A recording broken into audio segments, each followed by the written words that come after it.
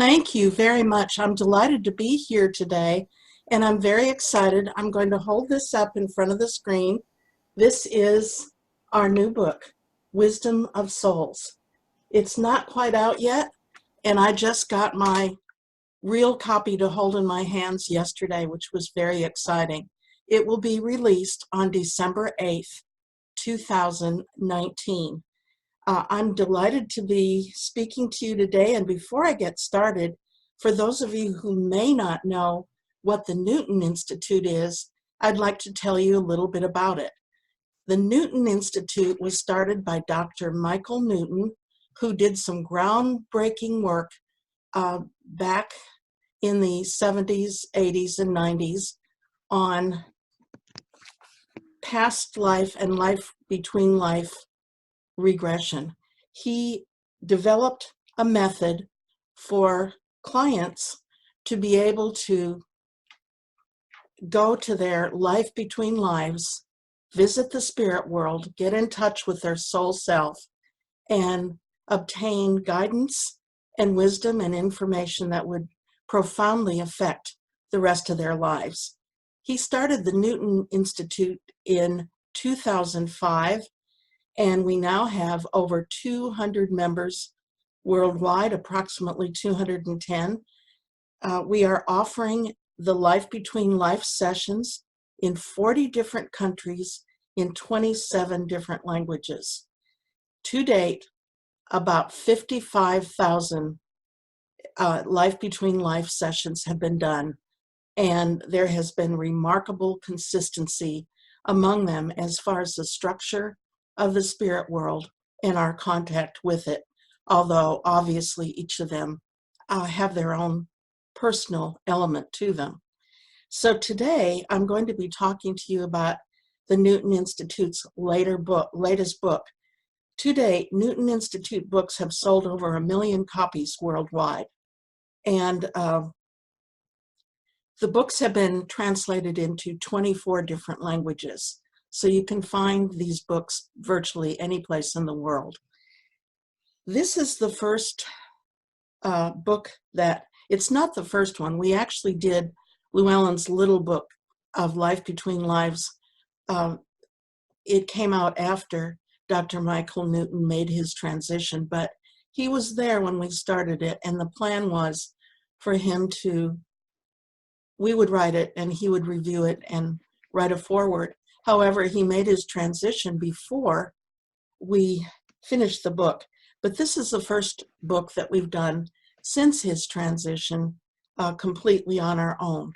So let me tell you a little bit, first of all, how this got started. I got the idea for this book from working with patients in my session. And sorry, I don't call them clients. The nurse in me won't let me do that. I have to keep saying patients. I noticed after I did each session that within each session, there was some profound advice for that person's life, but it also was the kind of advice that would apply to many others. I started carrying a little notebook with me, writing down all these profound pieces of advice. And finally, I decided, not everybody can come and get a Life Between Life session. But if we could put out some of this wise advice that we're getting in these sessions for common life problems, it could make all the difference to people. And so that's what Wisdom of Soul is. It's a compilation of wise advice received from Life Between Life sessions for common life problems. So let me give you a little background before I talk further about the book. Basically, this is about the fact that we need to learn how to cope with problems we have in our lives. And if we don't, we're just going to have to suffer through them. So life can be hard with a lot of problems. However, if we remember that we are souls who've come to earth for specific reasons, then we can see these challenges from a very different light. As souls, our true home is in the spirit world. And in the spirit world, there's harmony, there's peace, love, compassion, forgiveness. We can experience these things on earth as well. But in contrast, on earth, there's disharmony, conflict, strong emotions, injustice, and pain. And it's also a place where we have free will and the ability to create our own circumstances. So, we incarnate in a human body on earth to learn and have experiences and to evolve spiritually. But a portion of our soul energy always remains in the spirit world. We only bring some of our energy to the earth, and typically that's anywhere from 50 to 80%. The self-improvement process of reincarnation allows us to return to earth repeatedly to learn additional lessons on a journey to eventual enlightenment as souls. What that means is we return after our death to the spirit world, consolidate our learning, and plan for a new life. And then we return to earth in a new body, in a new place. It's like we're playing a new role in a new play, one that will allow us to learn additional lessons and have additional experiences. It's like going away to school, you might say. We plan each life like we would plan a class schedule, and we have supportive guidance from wise beings, our guides, and others who love us unconditionally and want to help us. We do this planning while we're still at home in the spirit world. But the memory of what we planned to learn when we came to earth, how we planned to learn it, and why we planned it, fades quickly once we become incarnated. And then we come to identify strongly with our own human body and believe that our current life situation is all there is. Now, I don't think that holds true for the people here today, but that definitely holds true for a large portion of the population. When we incarnate on earth, we bring with us all the experiences of our past lives and our spiritual experiences in our life between lives. Any unresolved fear, guilt, even physical afflictions from a past life could be carried on into a future life. That could be the basis of unexplained pain or a physical deformity that we might carry into our current life. As we live our lives on earth as incarnated souls, the experiences that we planned begin to unfold, but maybe not exactly as we planned because of free will. We have free will, and we might not follow the plan exactly as we thought we would when we were in the spirit world. And those other souls that we recruited to play supportive roles in this life may not play their roles as they were intended to do either. It's because we forget what we've planned. We agree to amnesia when we come here so that we can live our lives in a manner that will allow us to learn. If we knew ahead of time what we were supposed to learn, that would take away much of the opportunity. So now, because we've forgotten what we planned, the experiences that come up may seem very unfair, maybe troublesome, seem like unnecessary roadblocks, even though, in essence, we were the ones who planned them. We don't come to earth alone, however. We have loving guidance from our spirit guides, from angels, from our ancestors, from our departed loved ones, and wise elders in the spirit world. We can also connect to our higher self, the part of our soul energy that is always connected to our immortal self. So the question becomes, how do we access this hidden wisdom? Well, first of all, I'd like to say that there are a number of ways that we can do that. But one very good way to do that is through a Life Between Lives session.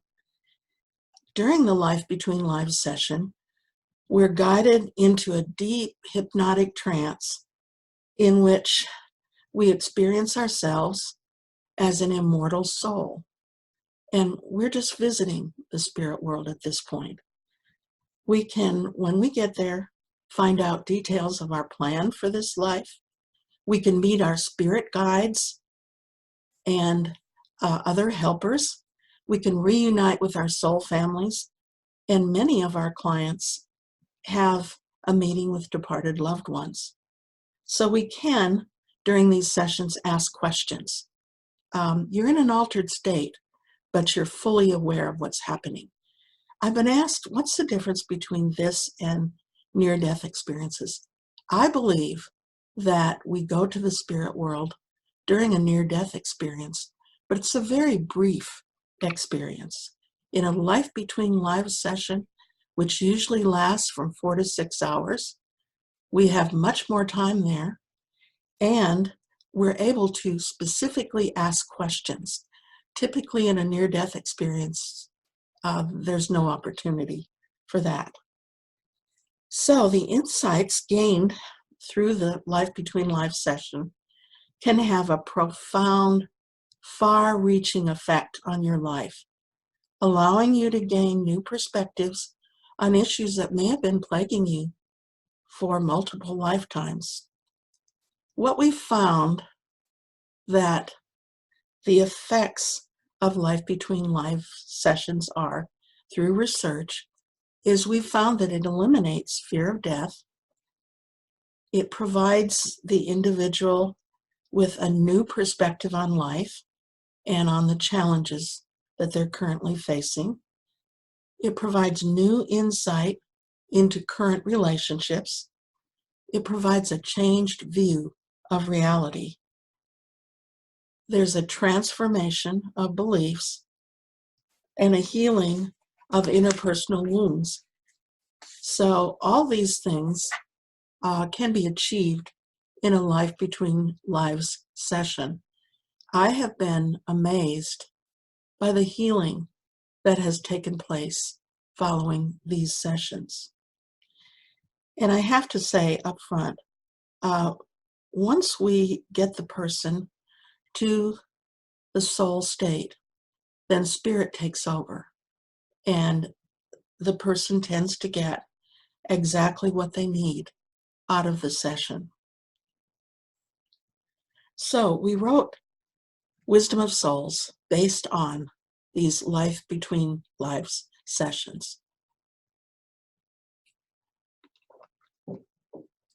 25 Newton Institute therapists provided cases for Wisdom of Souls. There are 62 client sessions in the book. They're not all individual. Some of them have been combined in some of the chapters, but basically 62 clients provided case material for the book. And we have divided the book into 11 chapters to address various common life problems that we all might face. There are 2 new subjects in the book that have not been addressed in any of the previous Newton Institute books. The first of these is health problems. That has not been addressed in any of the previous Newton Institute books. And the second one is coping with aging and preparing for dying. So these are 2 new topics that have not appeared in any of the other books. So I'd like to tell you a little bit about what's in these books. The first chapter is on facing a health crisis. And there are a number of cases in there of various kinds of health problems, some that result in death and others that can be resolved, some that entail an injury or an after effect that means the person will never be able to live in the same manner again. And what we've done in these cases is obtain advice for the person experiencing these health problems that will help them cope with their situation. However, the advice is somewhat universal in that it might help just about anyone. We know that we can plan to have major health problems or accidents or injuries ahead of time before we come to Earth to help us learn. This doesn't apply to minor illnesses and injuries, but major ones. And there are specific reasons why we plan these experiences and specific learning that we can receive from coping with them.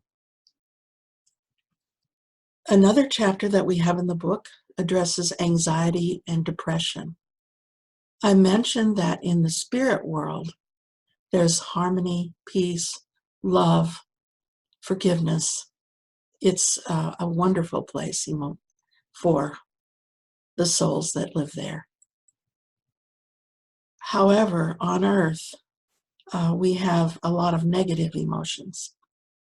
We have fear, we have pain, we have betrayal, we have many negative experiences. A byproduct of this can be anxiety and depression. And I'd also like to mention, I think this is true all over the world, but certainly in the United States. Right now, we're going through what I would characterize as a rather dark period. There are a lot of changes occurring in the United States especially. There's a huge divide among the beliefs of our citizens, and so much so that it has divided families and friendships and even led to some violence. So anxiety and depression is a very common problem right now and has been really forever in our world. The cases in this chapter include the wise advice that was provided from Spirit about how to cope with anxiety and depression. Another chapter is about healing from loss, and that is loss of any kind. It could be the death of a loved one. It could be the loss of financial stability. It could be the loss of country. There are many, many losses that we deal with. It's a part of the human experience to experience loss. This is personal for me because 3 years ago, I unexpectedly lost my only child, my daughter. It was a devastating experience. And I learned from that experience that knowing about the afterlife doesn't really shield you from the pain of loss. But I will say, when I recovered to some degree from the pain and loss, the LBL knowledge was what helped me climb back out of the hole of distress that I had fallen into following her death. I'm currently writing my next book about loss. It's entitled Great Loss. And I'm explaining how what we know from the spirit world can help us recover from loss. So another chapter we have in the book deals with relationships. We have a chapter on navigating romantic relationships. That's something that can cause a lot of distress in all of us at one point or another. And we have a chapter on moving from self-sabotage to strength through strengthening our relationships. There's another chapter on growing through family conflicts. In the United States, we're about to celebrate Thanksgiving, where families come together. And some people don't really look forward to that because there's a lot of conflict and disagreement in the family. And so family conflict is an issue that many of our clients coming in for life between life sessions present with. So we cover some of the wise advice that's given for dealing with family conflict in that chapter. There's another chapter on nurturing relationships. Relationships are very special. They give us a chance to give and receive love. They give us a chance to forgive, and they give us a chance to show compassion, to help others, and to exercise morality. So relationships are a very important part of our Earth incarnation experience. Then we move on to balancing career and finances. One of the hallmarks of the life incarnation is that we have to find a way to support ourselves and our families. And we run the danger here of putting too much emphasis on this. And in doing so, we may neglect the spiritual goals that we set for the lifetime. If we put too much emphasis on any one area, then we fail to develop ourselves in other areas. Also, not having enough money can be a major problem in our life right now on Earth. It can be a struggle to provide for yourself and or your family at times, and that can take over our lives to the detriment of our spiritual goals. So finding balance among career responsibilities, financial responsibilities, family responsibilities, and our responsibility to ourselves for our own self-development can be a challenge. We address wise spiritual advice received from Life Between Life sessions in that chapter.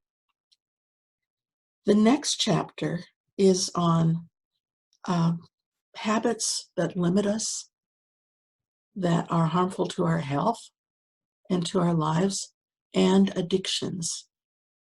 Addiction is a major problem on Earth right now in many parts of the world.